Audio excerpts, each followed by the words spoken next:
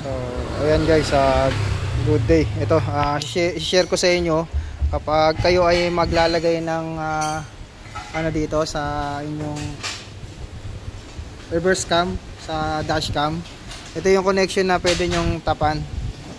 Kasi yung iba walang multi-tester na gamit para malaman kung ano yung reverse. Ayan. So ito yung wire na, ang kulay ng wire na pwede nyong tapan.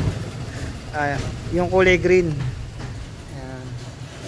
So sa mga naka-Nissan Almera to na 1.0, yung mga 2022 model pataas yan.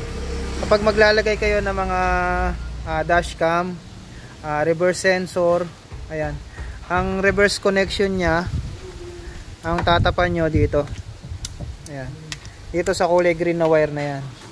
So wala nang iba, dyan lang yon. Tapos kung may ground kayo, i-body ground nyo na lang doon. Body ground nyo yan doon, o kaya dito sa may gis na bolt na yan. Kung yung itatap nyo ay mga reverse sensor, ayan, positive saka negative kasi yun eh.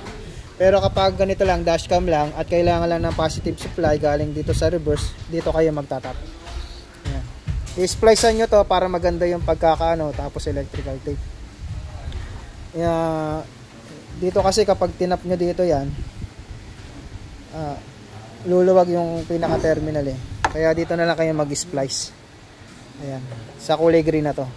Ayan. So sa mga gusto mag-install ng dashcam, ayan, yung positive supply nyo, dito nya siya itatap sa kulay green.